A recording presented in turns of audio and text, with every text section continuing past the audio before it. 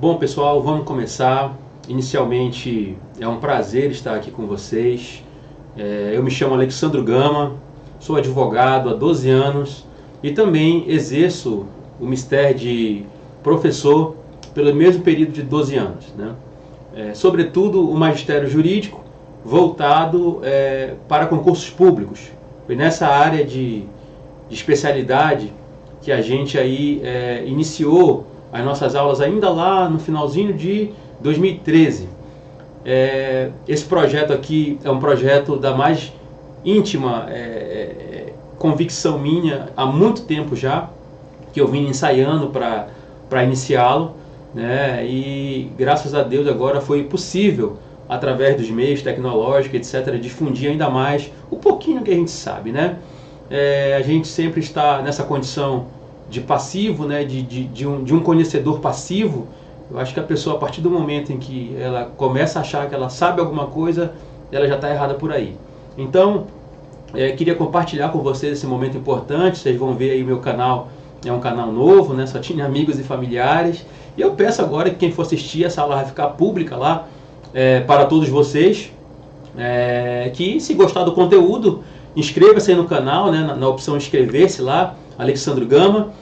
E também ative o sino lá da notificação, que a cada vídeo novo que a gente vai postar agora de maneira mais constante, no mínimo aí 2 ou 1 por semana, né? Sobre temas importantes, de uma maneira bem saudável, enquanto você está ali tomando seu café, enfim, fazendo qualquer afazer doméstico, ou até mesmo você que está estudando para uma prova, procure um assunto lá dentro do nosso canal a respeito de vários temas do direito, sobretudo direito penal, processo penal, direito constitucional, direitos humanos, né? E aí que isso possa ser uma ferramenta junto dos teus estudos, junto da academia jurídica que você faz parte, da faculdade, né? Que isso possa te auxiliar de alguma maneira. Novamente digo que eu estou realizando um pequeno sonho, né? De maneira bem simples, bem simplória. A gente vai ter alguns problemas técnicos aqui, a TV aqui atrás não funcionou, ia estar ligada, né? Também espelhando a tela aqui, mas é assim. Como eu costumo dizer, na vida você não pode esperar as condições perfeitas para fazer algo, né? Você tem que fazer da forma que é necessário. Às vezes a gente fica ensaiando em fazer uma coisa e acaba que não faz, né? Você tem que fazer as coisas com as condições que você tem. A TV não pegou, não tem problema nenhum. O computador está pegando, várias coisas aqui. Então, é assim que é também na caminhada dos estudos, seja para concurso público, seja na faculdade, enfim. Sempre eu levei a vida dessa forma e, graças a Deus, vem dado muito certo, né?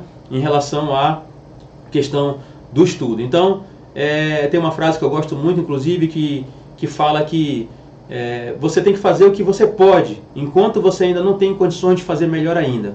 Isso é muito válido, é muito útil. Realmente essa frase fica sempre martelando na minha cabeça, né? E eu levo ela para a minha vida, espero que vocês também possam levar, certo? Sem maiores delongas, já me apresentei, né?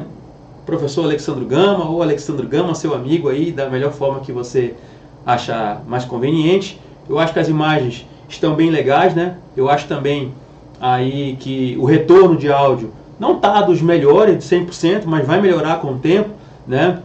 Mas eu acho que dá para compreender perfeitamente. Gente, hoje, né, eu trouxe um tema extremamente interessante aqui para a gente iniciar essa relação através aqui desse canal do YouTube, tá? O tema que eu trouxe hoje aqui para vocês é a respeito da chamada, né, por alguns doutrinadores, de teoria constitucional do direito penal, que para muitos doutrinadores hoje é o que vige, é o que nós estamos vivendo no momento, essa teoria de constitucionalização do direito penal. Mas para chegar até nisso, nós tivemos muitos detalhes, né? Eu vou tentar aqui hoje também usar essa outra canetinha aqui, é um costume meu ficar com um pincel na mão, alguma coisa enquanto eu dou aula, né? Através aqui da lousa, né? Não sei se eu vou conseguir, mas a gente vai tentar. Eu coloquei aí alguns slides, né? Para que possa facilitar a aula. Deixei outros em branco, inclusive, para a gente ver se a gente consegue anotar alguma coisa. Mas eu te peço, sobretudo nessa primeira aula, que você vá anotando tudo que eu vou falando aqui, né, durante a aula. Vai ser uma aula bem interessante, você vai ver só. O direito penal, quando você vai estudar para concursos, ou você vai estudar na faculdade, sobretudo, né? Mas em concurso também é importante. Eu sempre fui um aluno, hoje eu ainda sou ainda estudante, né? Tanto estudante no nível acadêmico quanto estudante no mundo dos concursos, também junto de vocês, voltei a essa rotina, né? Que gosta de compreender a gênese da coisa. Então, aqui no nosso grupo de estudos, né, a gente tem um grupo de estudos aí também, a gente acaba que vai dar essa introdução aqui para vocês, né, hoje e mais à frente também, a gente vai tá divulgando aí no canal, inclusive, dessa base de algumas matérias, né? Porque às vezes é muito delicado você aprender uma coisa enfiado goela abaixo, né? É extremamente delicado você gostar do conteúdo, isso é muito importante, você gostar de estudar, né? Para que você tenha sucesso aí, seja em que área você esteja buscando, né? Então, inicialmente esse era o meu recado para vocês, e em razão disso eu escolhi esse tema porque eu acho muito interessante, né? Quando eu comecei a dar aula há 12 anos atrás, com certeza eu era um professor mais medíocre do que eu sou hoje, né? E vendo isso eu senti a necessidade de falar dessa teorização do direito penal, desde suas fases iniciais até hoje a chamada teoria constitucional. Como é que chegou, né? Qual a teoria que se aplica hoje, por exemplo, para quem vai fazer prova de concurso na faculdade, né? É a teoria clássica, finalista ou causal? É a teoria finalista? É a teoria social da conduta? Né? É a teoria constitucional? Enfim, o que está vigente, né? E o que eu devo marcar em prova também? Nesses 12 anos a gente ficou expert também nessa questão de resolver questão, né? Porque a gente vê que também a prova às vezes ela não quer saber se tu tem um conhecimento sedimentado, né? Ela quer saber se tu está de acordo com uma manada ali que está estudando para fazer aquela respectiva avaliação. E nem sempre é o mais correto, mas é aquilo que tu deve marcar, e é assim que eu vou te falar aqui de maneira bem objetiva, tá? Então, após essa breve introdução a esse introito, né, a gente começa aqui a nossa aula. Não estranhe assim quando eu virar um pouquinho o rosto, é porque eu sou cameraman, eu sou áudio, eu sou professor, eu sou tudo aqui no nosso canal, né? Aqui no YouTube. Eu vou me acostumar ainda também com essa questão de YouTube, de câmera. Eu já dou aula online há um tempo, mas é bem mais descontraído, né? Por isso que eu coloquei até aqui uma roupinha, né? Mais formal, digamos assim, até porque essa aula aí vai ficar gravada e vai ficar aí para a posteridade aí no YouTube. Eu espero que fique. Então, já transacionando aqui o primeiro slide, vem aí o tema da aula de hoje, Teoria Constitucional do Direito Penal, que está intimamente ligada à chamada teoria do crime, que está lá em todos os editais de carreiras policiais, de carreiras jurídicas, de carreiras de tribunais, pois, sem sombra de qualquer dúvida, é o assunto mais importante do direito penal como um todo. Tanto é mais importante quanto é complexo. Tá? Meu nome está aí, professor Alexsandro Gama, como você bem sabe, e é o nosso tema hoje de extrema importância. E aí, a gente passa aí a uma primeira pergunta, né?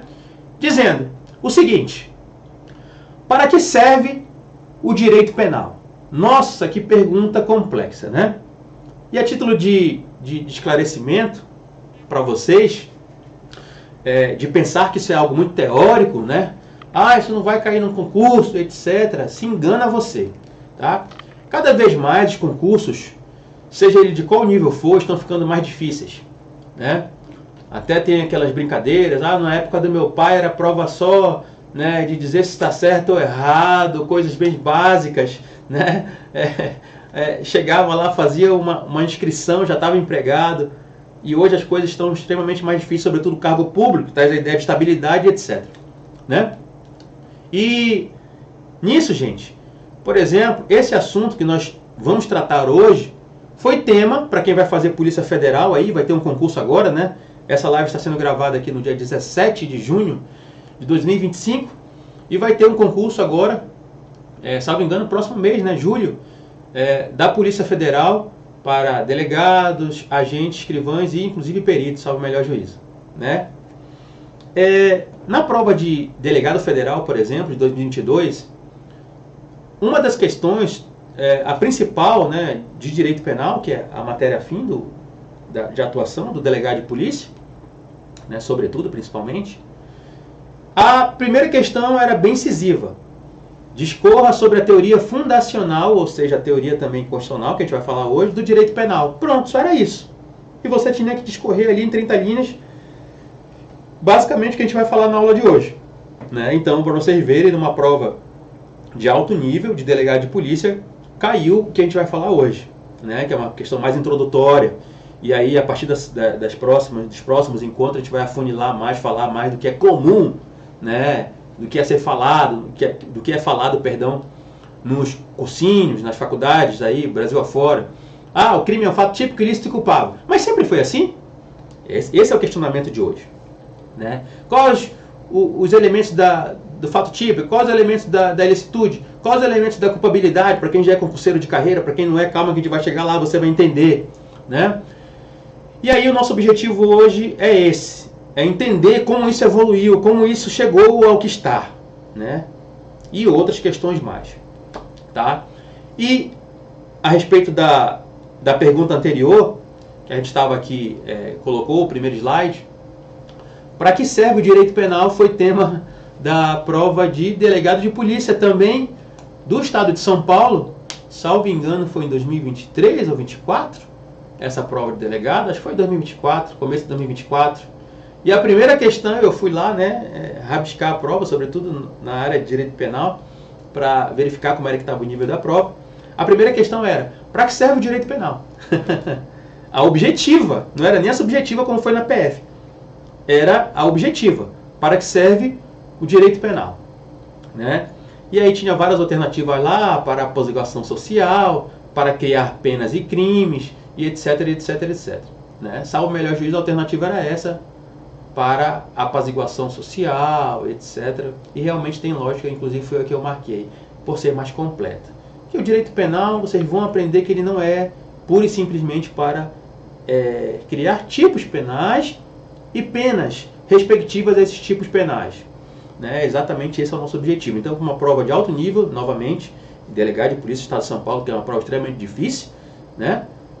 A primeira questão foi o tema do nosso primeiro questionamento da aula de hoje. Eu trouxe aqui um breve acompanhamento, né, para a gente ir ticando enquanto vai explicando para vocês. Bom, antes de responder essa pergunta que nós fizemos inicialmente na aula, para que serve o direito penal, é preciso a gente entender a história do direito penal ao longo do tempo, né? Como o direito penal evoluiu? E para isso a gente vai lá atrás, nas primeiras civilizações, e tenta compreender como era o direito penal. O direito penal nas primeiras civilizações, ele era um direito penal místico, era um direito penal das divindades. Onde o pajé, no caso nossa realidade aqui, amazônica, né, que sempre teve vida aí entre 12 até, né, dizem pessoas que mais de 1000 anos, né, 12 mil anos aí, dizem que já tinha vida por aqui, né, civilizada, é óbvio, né, com civilizações, exemplo aí de várias tribos na Amazônia que se encontram artefatos, inclusive, né, e era esse direito místico, esse direito penal místico onde os xamãs, os pajés, os líderes tribais, eles utilizavam o direito penal para aplacar a ira das divindades. Então, vamos aqui punir esse indivíduo porque ele fez uma coisa errada e o deus do milho não vai gostar. E aí matava-se o indivíduo, inclusive até os familiares. Tem relatos históricos disso em várias civilizações do mundo afora. Posteriormente, foi se evoluindo, entre aspas, né, aí no período humano, e existem, por exemplo,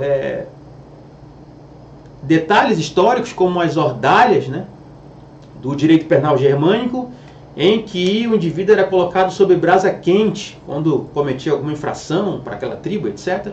E se o pé dele queimasse, ele era culpado, e aí tinha a punição necessária, né? E aí foi se evoluindo.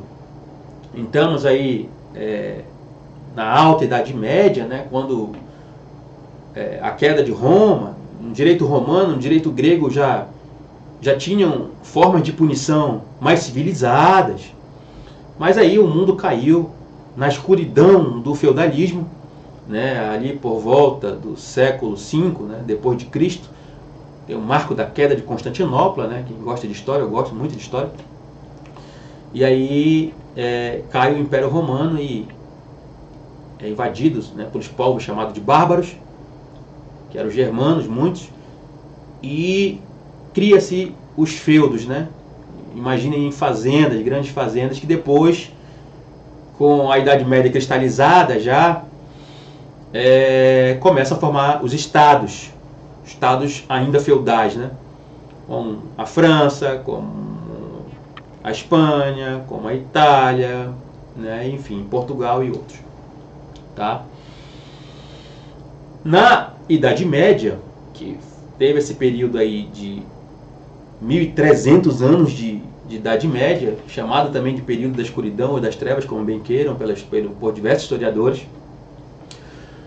o direito penal passou dessa característica um pouco mística, ainda existia em alguns lugares, mas passou dessa característica mística para a figura do absolutismo, do chamado absolutismo monárquico, em que a figura do rei, pelo próprio nome já diz, ele era absoluto. Ele era o executivo, ele era o judiciário, ele era o legislativo. Então ele criava a lei, ele executava, né, e fazia o que bem queria. E a sociedade já não mais aguentando aquilo, 1.300 anos de escuridão, no finalzinho do século XVIII, especificamente, 1700 e lá de bolinha, começam as chamadas revoluções burguesas, né, que também é conhecido como período da Ilustração, ou período da luz, ou iluminismo, como bem queiram também. Esse movimento iluminista, sobretudo capitaneado por alguns pensadores, dentre eles se destacam o jurisfilósofo, alguns jurisfilósofos, sobretudo que falavam muito de direito penal, inclusive, por isso eu estou falando deles, dentre eles Jean-Jacques Rousseau, que foi considerado aí o grande filósofo a falar de Estado, a falar de forma de governar, e até um pouquinho também sobre direito penal, né? Na sua obra do Contrato Social, em 1762,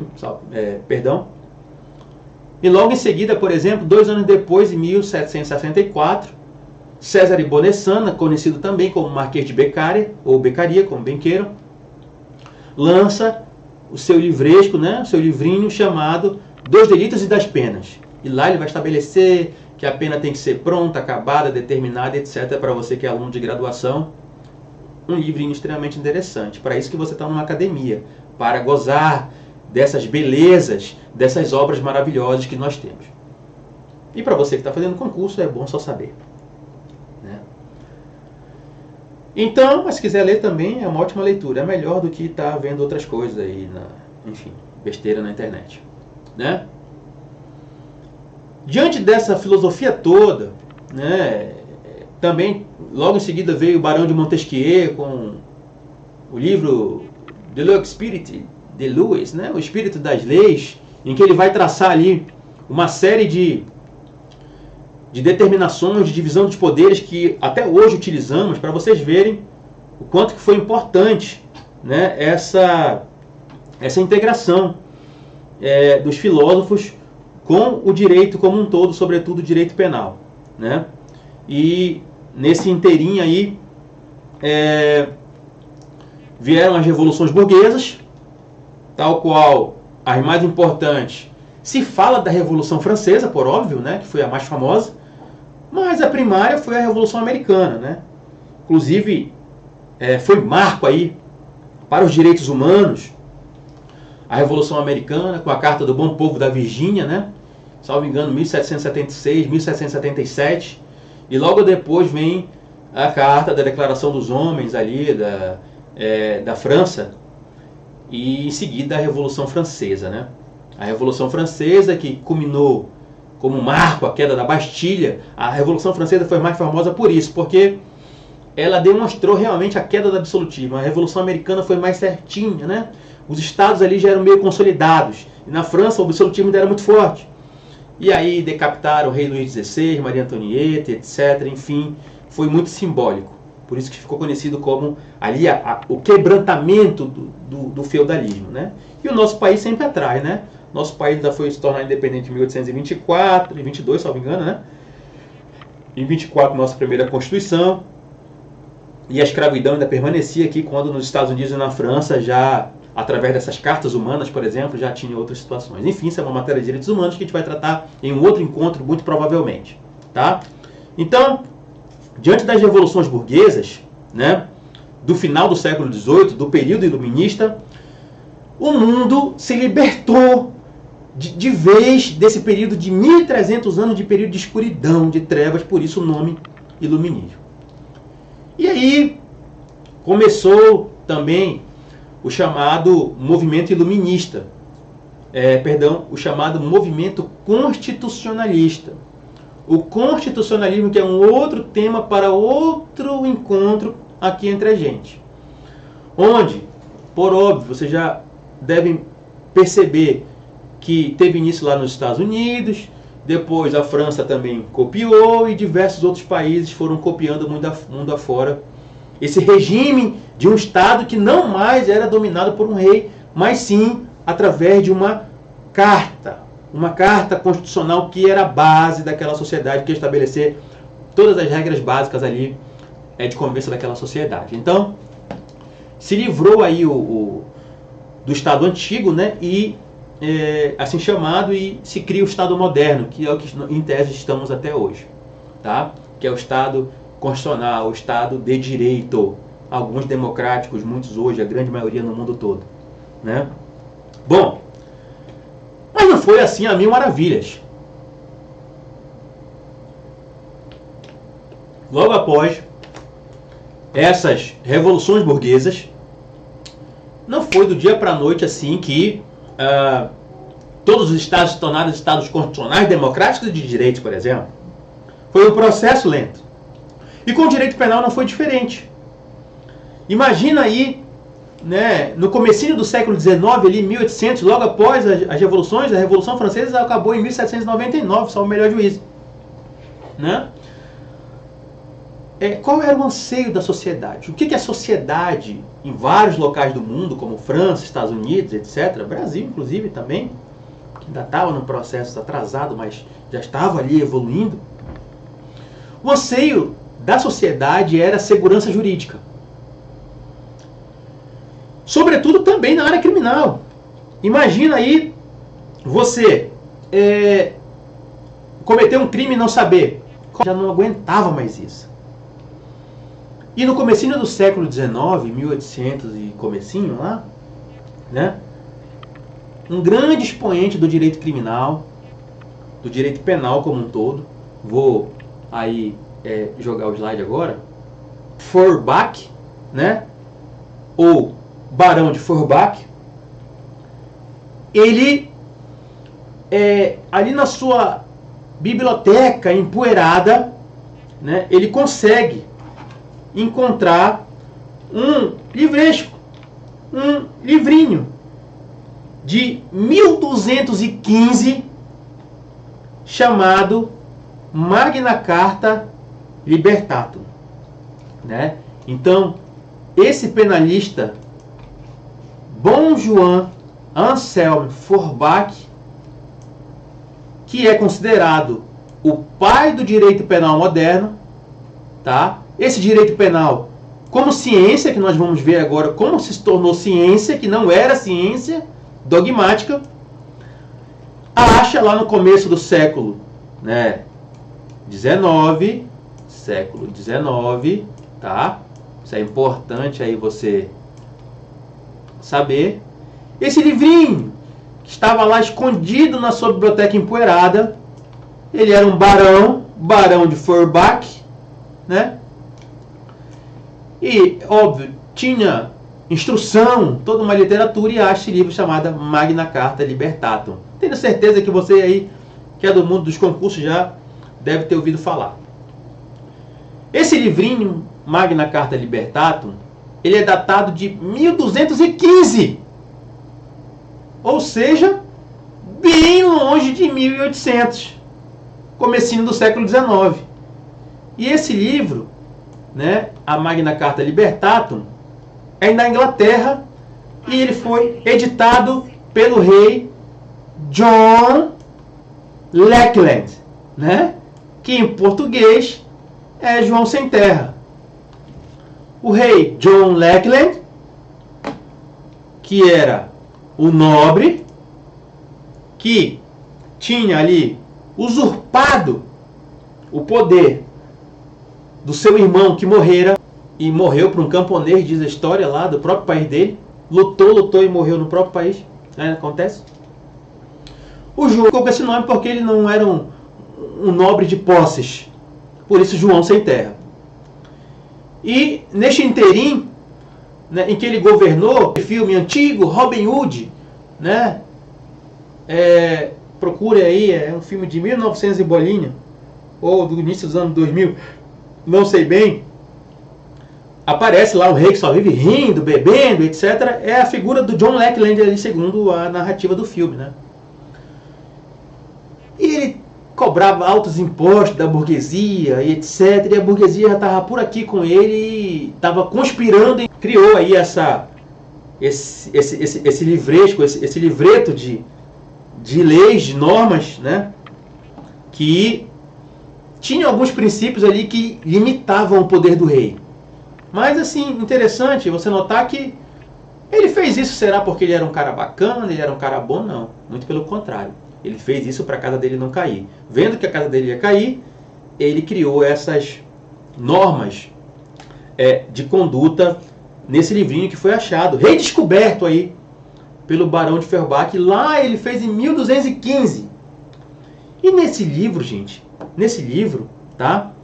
Tinham aí alguns princípios muito interessantes que continham o poder do rei. Conforme vocês podem ver aí, dentre esses princípios, eu vou fazer a transição para vocês, né? Tinha esse princípio bem esculpido lá na Magna Carta Libertatum, em um de seus artigos, que dizia: nullum crime, nulla poena, sine praevia lege. O que é isso? Né? Nada mais é, nulo crime, nulo é o crime, nulo é a pena, sem lei. Tira o que está em vermelhinho ali, que eu coloquei de propósito, propositalmente, e você vai ter o princípio que hoje conhecemos como reserva legal, que nasceu lá das revoluções burguesas. Lembra que eu falei? Nullum crime, nulla pena, não haverá crime, não haverá pena, sem lei. Reserva legal. Só a lei pode definir crimes e penas. Ok? E a prévia é o princípio da anterioridade penal. Juntando o princípio da anterioridade com o princípio da reserva legal, chegamos ao princípio da... Opa, olha aí como essa caneta é ruim. Ou eu sou ruim de usar. Legalidade.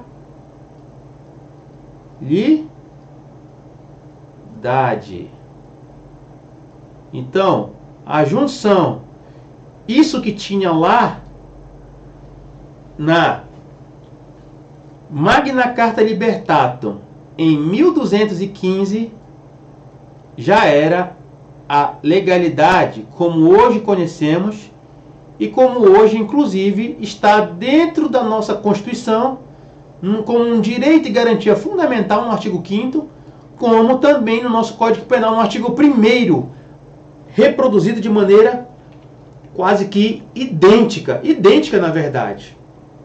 Está bem assim lá. Não há crime sem lei anterior que o defina, nem pena sem prévia cominação legal. Reserva legal, não vai ter crime sem lei, nem pena, e prévia anterioridade, juntando legalidade. Vejam só que isso foi feito lá em 1215, porém, sem efeito, foi coisa para inglês ver, aproveitando o trocadilho aí, né? E não teve efetividade. E ficou lá, mofando nas bibliotecas dos eruditos, até que o bom João Forbach, o barão de Forbach, no início do século XIX, com aquele alvoroço ali de mudanças dos estados, se tornando estados absolutistas em estados constitucionais, veio aí essa implementação, essa redescoberta do princípio da legalidade. Aí o barão de Forbach falou, opa, achei o norte.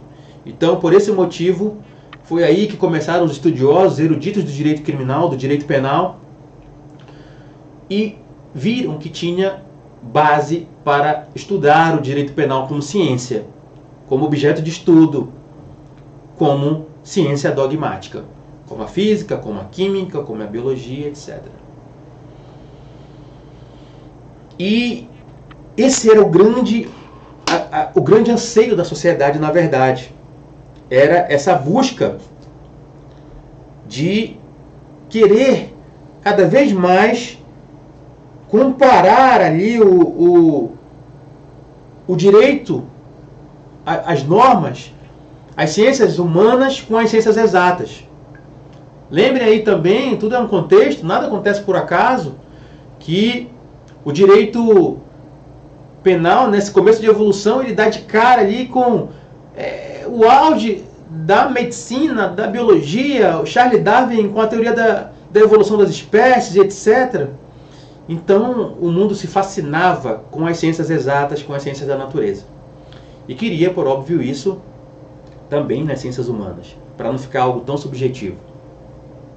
E afastar de vez, extirpar aquele medo do antigo regime que era autoritário, abusivo. Então, começaram essas escolas penais mundo afora, e esses estudiosos, cientistas, acharam por bem, agora, tendo um objeto de estudo, o crime, o direito penal, colocar ele sobre uma mesa cirúrgica, abrir a barriguinha dele e estudar cada elemento de maneira dogmática. Entender se isso era possível, para assim chegar a um denominador comum que pudesse fazer do direito penal uma ciência quase que parecida com uma ciência exata, por exemplo. E nisso, esses primeiros estudiosos acharam 3 elementos extremamente importantes a respeito do direito penal, né? Dividindo assim o crime, eu vou tentar jogar aqui na lousa para vocês, em 3 partes importantíssimas, né? Eu vou tentar aqui desenhar, né? Esses estudiosos, entenderam o seguinte: criaram um método dogmático dizendo a seguinte situação: todo crime, né? Todo crime ab initio, ele vai ser um fato típico. Tô pegando o jeito. Ele vai ser algo ilícito ou antijurídico. Opa. E ele vai ser também culpável. Não está dos melhores, mas dá para compreender. Certo? Então, esses primeiros estudiosos definiram esses 3 elementos. E entenderam que a partir de agora, esses 3 elementos devem ser estudados de maneiras autônomas para se chegar a um denominador comum. certo? Ora, não seria muito mais interessante, muito mais prático, o sujeito cometeu um crime e imputar a ele? Não, não era bem assim. As pessoas começaram a entender que não era bem assim. Ora, imagine então aquele que tem a sua casa invadida, as suas mulheres violadas, eventualmente, e pega uma arma de fogo, ou um facão, uma arma branca, enfim, e para resguardar as vidas de suas donzelas ali, ele acaba tirando a vida do indivíduo, do infrator, do algoz, que queria violar o seu seio familiar ali. Seria justo, então, imputar, imbuir a este indivíduo essa prática? Porque se está na lei, típico. Então, não precisava mais de nada. Não, não é justo. Ele agiu aí em legítima defesa, não só da honra, mas efetiva. A agressão era injusta e iminente, como nós vamos aprender futuramente. Hoje não é o tema aqui. Então, esses cientistas compreenderam a necessidade disso, né? E decidiram dividir o crime nessas 3 etapas. A primeira etapa o fato típico em si, ele vai se basear, sobretudo, lá no que o Barão de Feuerbach já havia definido, né? Que foi o que o Barão de Feuerbach definiu, que a base era a legalidade, né? Legalidade.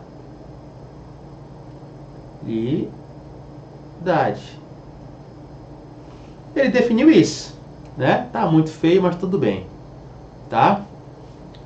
Ou seja, para se ter ali uma infração penal, um crime tinha que estar dentro de um corpo normativo, numa lei, pronto, acabado, determinado e de maneira prévia. Não podia criar regra do jogo depois que o jogo aconteceu. Legalidade penal. Certo? E também, né, tinha que se amoldar perfeitamente aquela conduta, aquele fato humano, que só o ser humano que comete crime, né, aquilo que estava na norma. E o nome disso se deu de tipo. Anota aí no teu caderno, onde você estiver anotando. Tipo é sinônimo de molde, de moldura. Ou seja, aquilo que se encaixa perfeitamente. Então, eventualmente, se tivesse um fato humano que fosse considerado ruim, a gente vai aprender isso já já, para a sociedade, e que se encaixasse em algo que já estava descrito, pronto e acabado numa norma, encaixou-se o chamado ali tipo penal. Tá? Vendo uma tradução aí, né, mal feita que, né, vai dar essa expressão no português chamada tipo. Então, o fato tem que ser típico, ele tem que se encaixar no tipo. Esse encaixe perfeito entre o fato humano e a legalidade penal vai se chamar de subsunção. Aí você anota aí.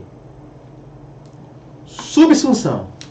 Então, o fato típico, ele é composto, na verdade, por legalidade mais subsunção.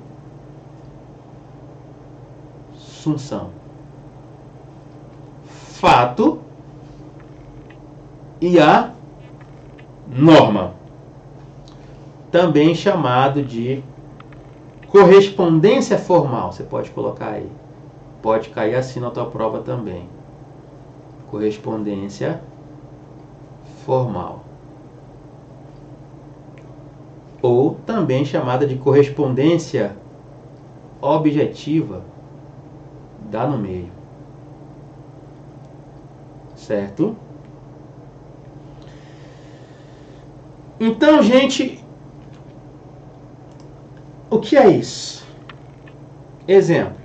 Um indivíduo entra numa residência, pega um senhorzinho de idade, através de um material pérfuro contuso, lhe desfere diversos golpes, lhe ceifando a vida. Ele se encaixou perfeitamente num molde, que é, hoje, por exemplo, nós temos o delito de homicídio no artigo 121 do Código Penal. Então, a legalidade, que era a previsão, junto com o fato humano, através da subsunção fato-norma, encaixou-se, criando aí o fato típico. Ponto. Só que isso não era o suficiente. Não era o suficiente e verificou ali os cientistas, ainda lá no começo do século XIX, a gente está falando, e até deu um exemplo anterior, que precisava de outra coisa. Precisava ali se falar em ilicitude ou antijuridicidade, né? Como vocês podem bem ver aí, tá? Ou seja, além do fato ser típico, ele também tinha que ser ilícito ou antijurídico, tá? Por quê? Na verdade, tá? Anote isso aí, nunca mais esqueça. Opa! Todo fato típico, de regra, ele é ilícito. Ora, você nunca vai ver uma pessoa sendo punida por fazer caridade. De regra, todo fato definido como crime é algo ruim, é algo pernicioso. E a isso se dá o nome de caráter indiciário da ilicitude. Todo crime, de regra, é ilícito, até que se prove o contrário. Então, voltando aí para a compreensão, né? Todo crime, de regra, é ilícito. Se eventualmente um dia cair alguma prova que você estiver fazendo, isso, né? Aí se dá o nome de caráter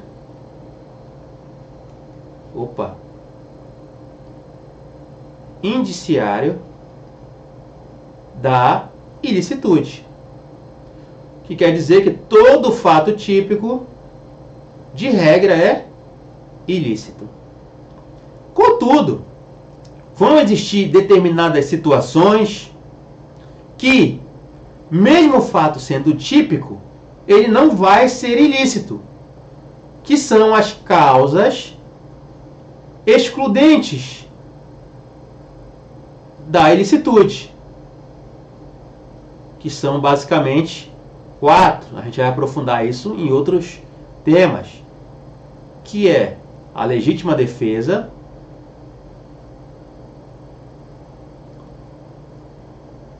o estado de necessidade,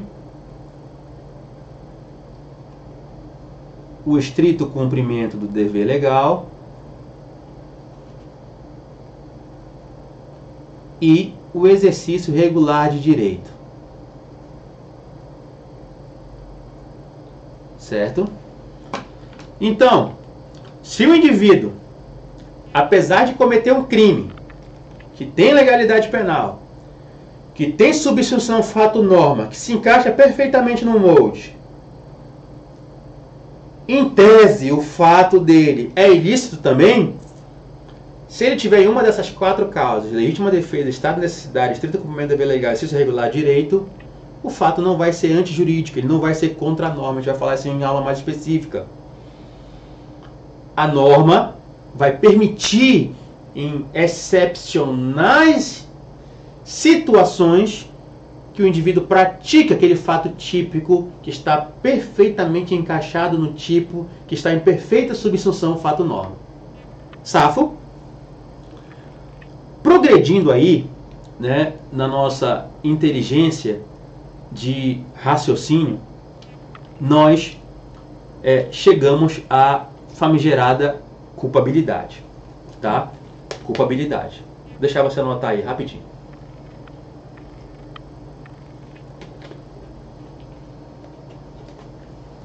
Na culpabilidade, né? A gente tá falando aqui de século XIX, não esqueçam, tá? Viu também os cientistas lá do século XIX que aqui na culpabilidade, para um fato ser culpável,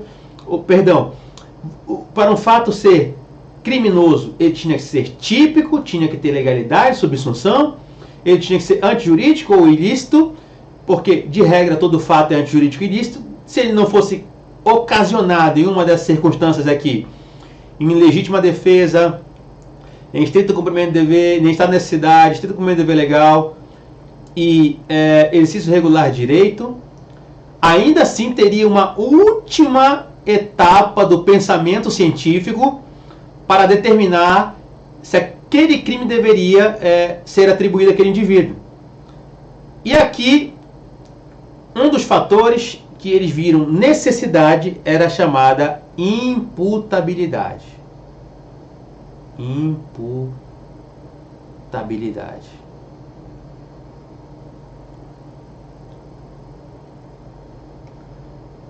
Ou seja, para se atribuir uma responsabilidade penal a alguém, o que é a imputabilidade? É um caráter de responsabilidade daquele indivíduo por diversos fatores, né? Por fatores da condição psicológica, do desenvolvimento neuronal. Imagina que uma criança, um bebezinho de 2 anos, está brincando com seu garfo e acaba por furar o olho da mãe. Qual o grau de reprovabilidade dessa criança? Ela cometeu um crime? Em tese, tem lá no direito penal. No nosso, por exemplo, atual 129. Lesão corporal, e aí seria lesão corporal de natureza grave, porque gerou uma debilidade, uma enfermidade permanente, né? Mas foi ilícito? Ela agiu em legítima defesa da cidade? Ela nem sabe o que é isso, coitada. E por fim, ela é culpável? Ela é imputável? Ela é responsabilizável? E aí vão ter diversas teorias que a gente vai estudar em aula específica também, mas já lá no século XIX, dentro do século XIX, né? E aí ele vira, nossa, a pessoa é incapaz, ela não pode ser punida, ela não tem as faculdades mentais.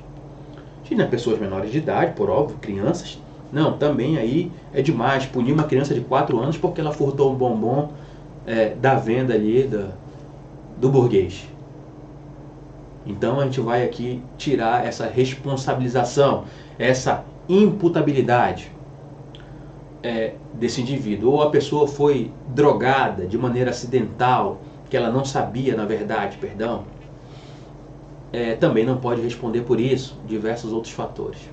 A gente vai estudar em aula específica. E por fim, né, os pensadores lá do século XIX, preocupadíssimos em estabelecer uma dogmática para o direito penal, pensaram ainda num último elemento para a culpabilidade, que seria o dolo ou a culpa. Ou seja, lá os pensadores do século XIX estabeleceram exatamente isso. Eles colocaram esses estudos todos em cima de uma mesa, depois de estabelecer todas as etapas que eu acabei de explicar para vocês, e disseram o seguinte: só tem um defeito nessa teoria: não ter defeitos. Logo, ela está fadada à eternidade, para todo sempre. Não durou muito. Não durou muito. Logo no comecinho do século seguinte, século XX, então para vocês verem que o direito penal, apesar de ser uma ciência altamente estudada, ela não é uma ciência tão velha assim, como as próprias ciências médicas, como a matemática. Um indivíduo chamado Edmund Metzinger, deixa eu colocar aqui no slide para vocês. Edmund Metzinger Eu não sei quanto é que está a nossa aula já, mas eu vou colocar o item 3. Edmund Metzger em 1915, ele estabelece ali algumas divergências sobre essa teoria que já vinha há um tempo ali, né, se desenvolvendo durante todo o século XIX, 1800 a 1899, e ela era uma teoria, essa teoria, importante até, perdão, voltar aqui e colocar aqui pra gente o nome dessa teoria. Essa teoria ficou amplamente conhecida, e isso é extremamente importante vocês saberem, como teoria do crime, no caso, você pode colocar aí, mas teoria clássica.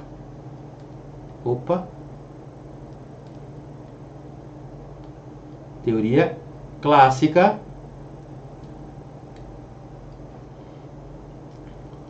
também chamada de naturalística ou causal. Por que naturalística ou causal? Porque ela se baseava em causa e efeito. Causa e efeito. Vontade. Ou seja, com as coisas da natureza. Era casual. Não tinha muito segredo. Era simples.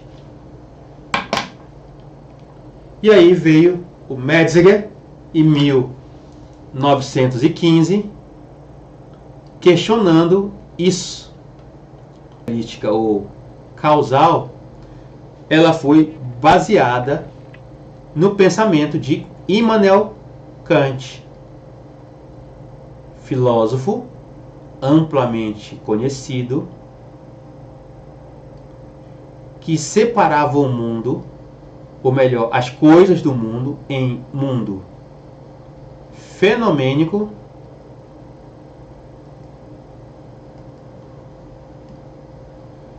e mundo numênico.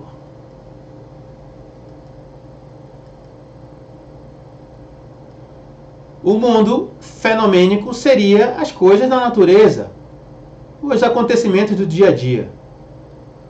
Já o mundo, apaguei tudo. Já o mundo numênico seria o mundo da vontade, o mundo do pensamento. E ele dizia que essas duas coisas estavam juntas. As coisas da natureza. Criticando isso, Edmund Metzger, que já era de outra linha de pensamento, ele levava muito em consideração os pensamentos de outro grande filósofo, que era ali, naquele momento, aluno, né, de Kant, chamado Arthur Schopenhauer. Passei sem querer. Arthur Schopenhauer, que na verdade escreve-se Neuer.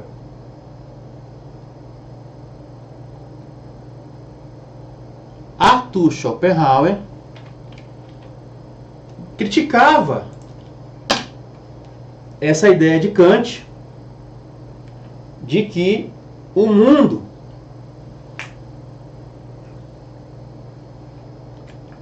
era dividido em numênico e fenomênico.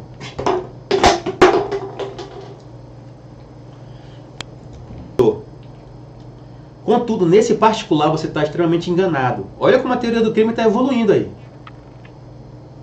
Porque ele imaginou lá o Messinger, inspirado no Schopenhauer, filósofo, jurisfilósofo também. Demorei para entender isso, espero que você entenda de primeira. O mundo das coisas, esses movimentos que eu estou fazendo aqui, por exemplo, do mundo da vontade. Como é que você separa isso?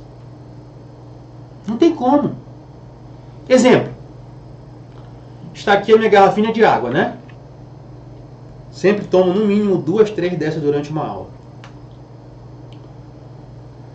Isso aqui, para o Kant, e a minha vontade seria numênica.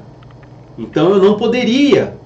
ele entendia que seriam coisas distintas. O fato, por exemplo, de eu... Perfeito. Contudo, o Schopenhauer dizia que era a mesma coisa, e tinha razão Schopenhauer. Eu só vou poder participar do mundo fenomênico, do mundo das coisas, através da minha vontade. Então uma coisa anda ligado com a outra. A água, e através da minha vontade eu vou tomar a água. Uma coisa está ligada à outra.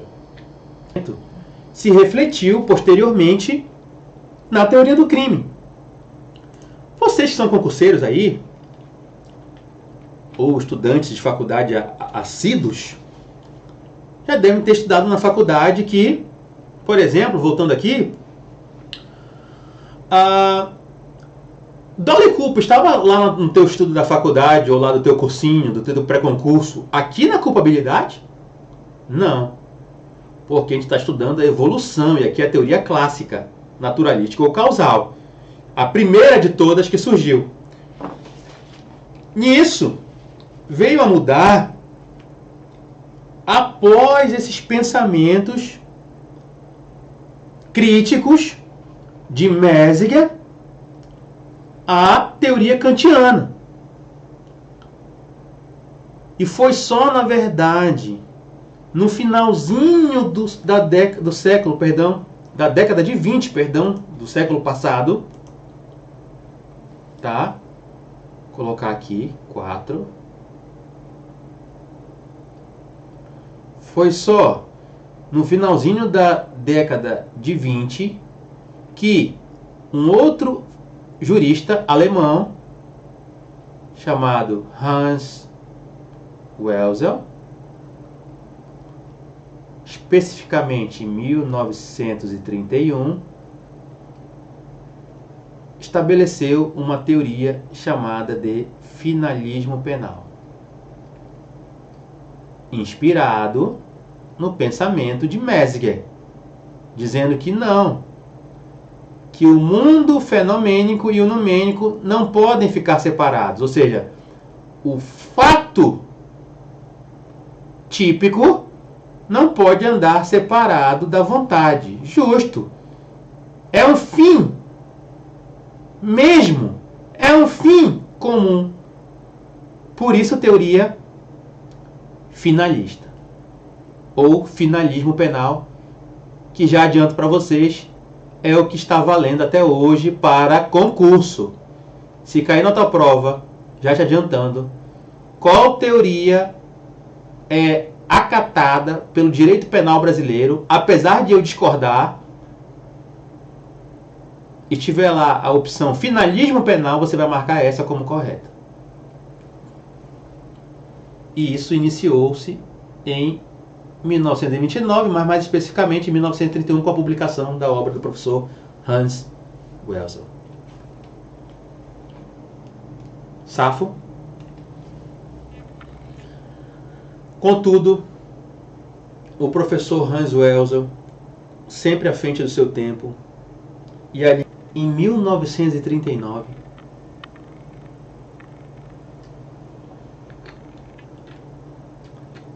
já vivendo sobre o regime do nazismo na Alemanha, acontece o quê?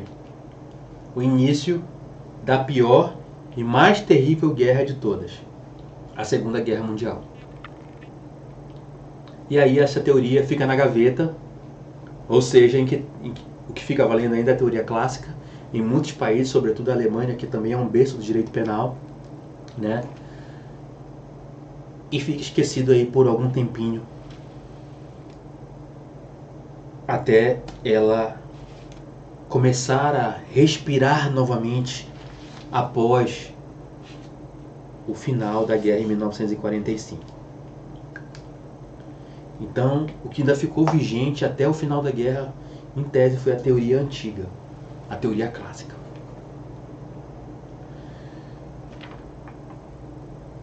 Em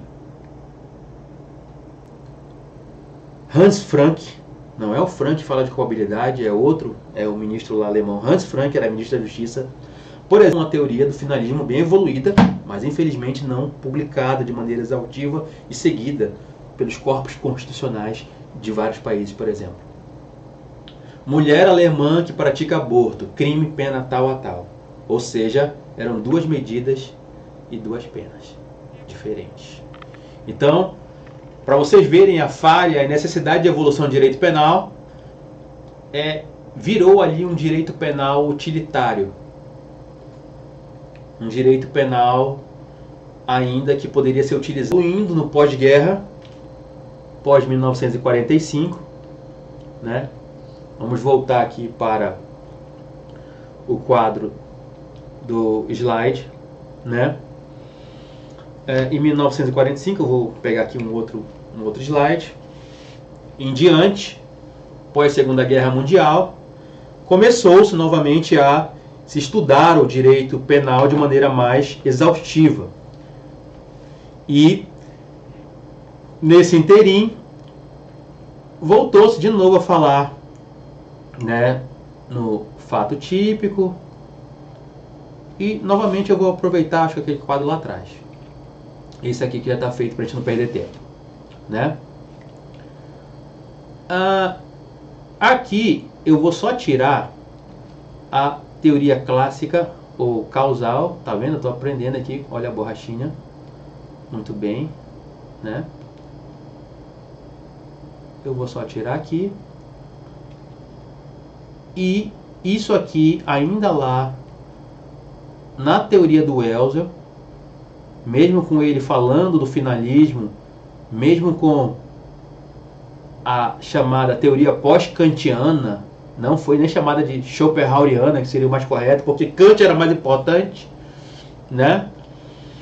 E pós a Segunda Guerra, se estabeleceu o seguinte: se Schopenhauer está certo, então o dolo não faz parte da culpabilidade. O dolo vai fazer parte do fato típico, bem como a culpa também.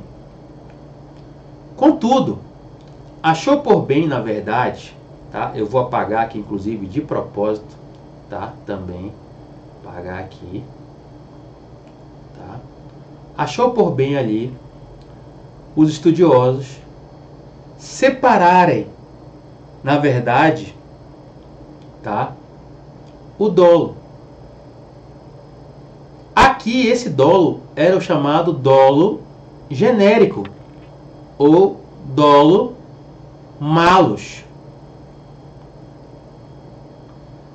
Que é o dolo genérico ou dolo malus? É aquela vontade de fazer coisa ruim. Então esse dolo da culpabilidade, lá da teoria clássica, era a vontade de fazer qualquer coisa ruim. Não era só a vontade, por exemplo. Era querer fazer algo ruim, querer fazer algo pernicioso. E esses estudiosos verificaram que não era bem assim. Que era saudável. Essa vontade numênica está junto com a fenomênica, que é o chamado dolo normativo. Tá? Então, voltando lá para o slide, eles abrem aqui a barriguinha do dolo genérico, do dolo malus, né? Tira o dolo normativo, leva ele lá para o fato típico. Agora ele vai ficar aqui junto com a culpa, dolo mais culpa, ou culpa é o mais correto, perdão. tá? Esse aqui é o dolo normativo.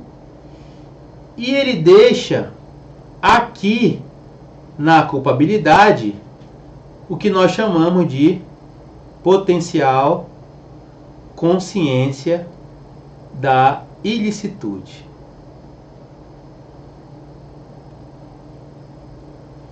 Então, já é um outro cenário aqui que eles conseguem observar. E mesmo assim ainda estava um direito penal de biblioteca, porque ainda tinham coisas aqui que não atendiam a necessidades sociais. Exemplo, um indivíduo que é gerente de um banco, o seu filho é sequestrado e o sequestrador fala para ele que se ele não pegar todo o dinheiro que tem no cofre e deixar em tal lugar, a cada hora ele vai mandar um pedacinho do corpo do filho para ele. O indivíduo, desesperado, por óbvio, vai com... Ele fez com dolo, é ilícito, ele não agiu em nenhuma das causas excludentes da ilicitude, ele é imputável, ele não é doido, não é menor, não tem nenhum outro fator. Só que seria justo imputar esse indivíduo? Não.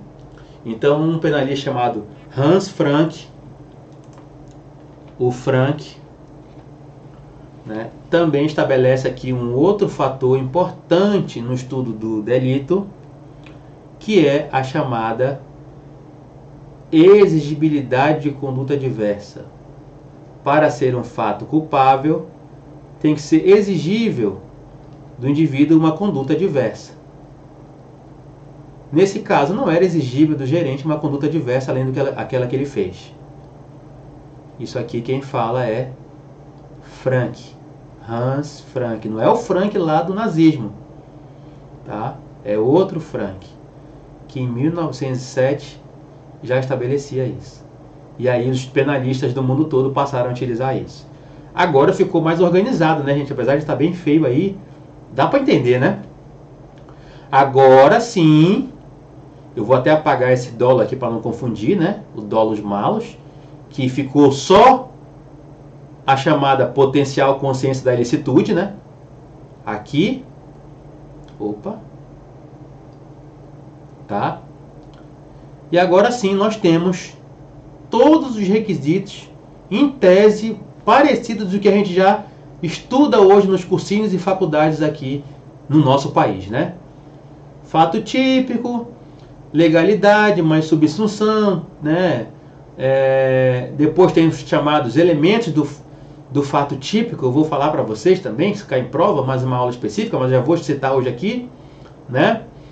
Aqui as causas excludentes da ilicitude, legítima defesa, necessidade, cumprimento dever legal, se regular direito, e a culpabilidade, né?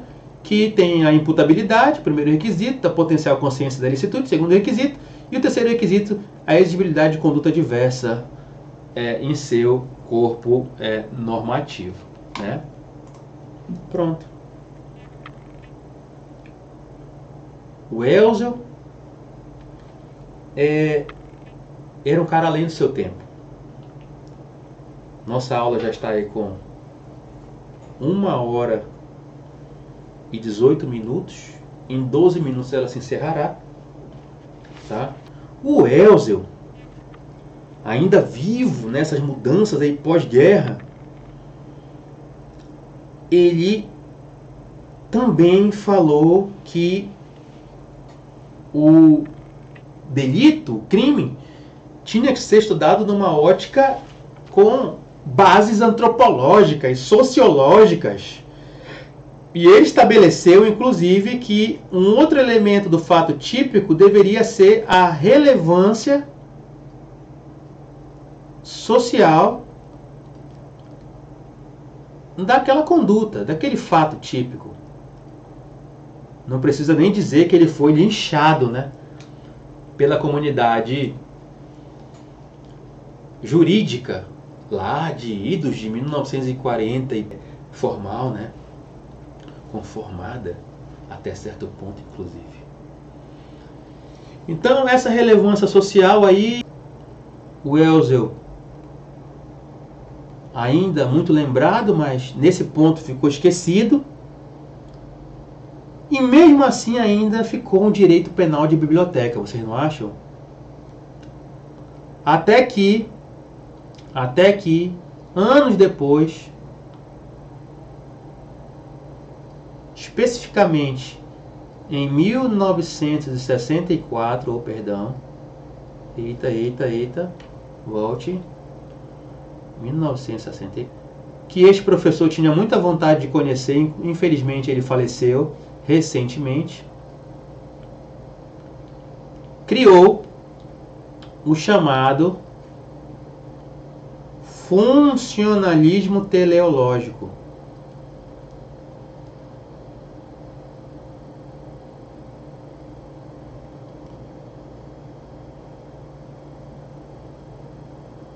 Que dizia que tinha que levar em consideração aspectos sociológicos daquela devida sociedade para se aplicar um fato típico, para se tipificar um crime.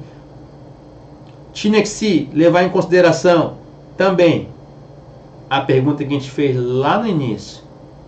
Qual é a real função do direito penal? A função do direito penal não é proteger a sociedade? Então, até aqui a gente não... O cara furtar um pacote de bolacha do supermercado vai machucar a sociedade ou o patrimônio do dono do supermercado? Não.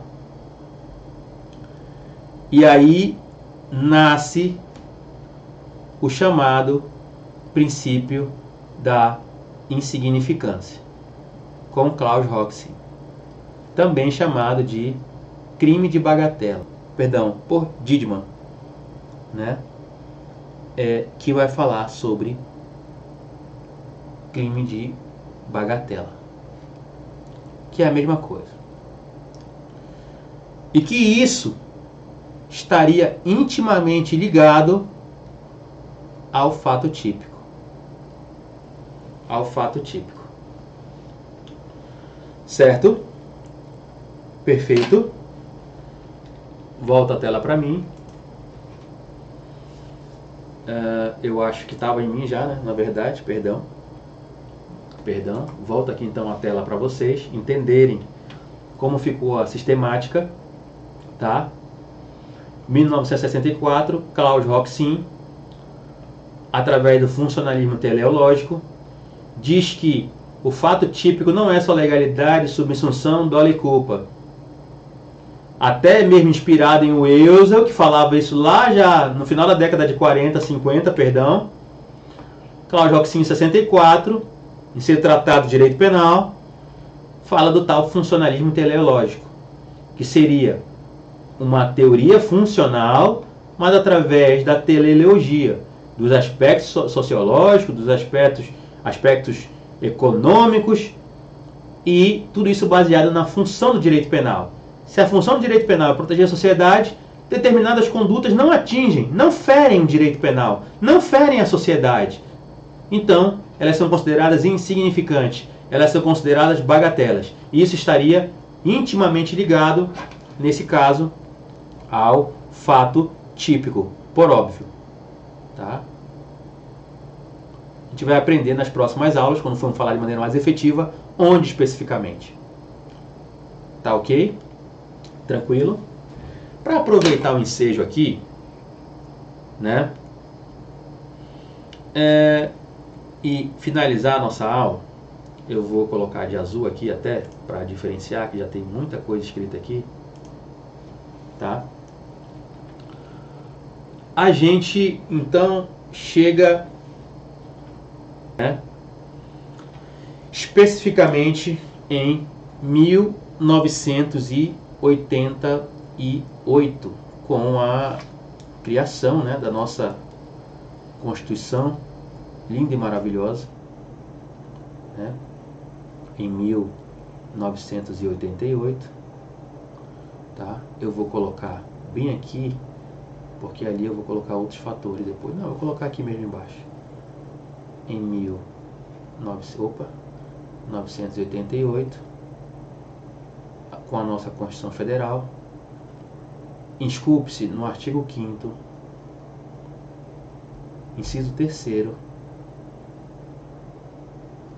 o chamado princípio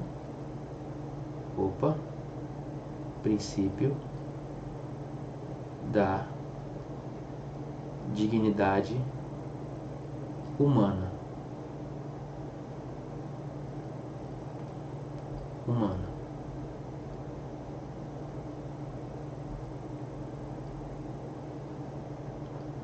Desse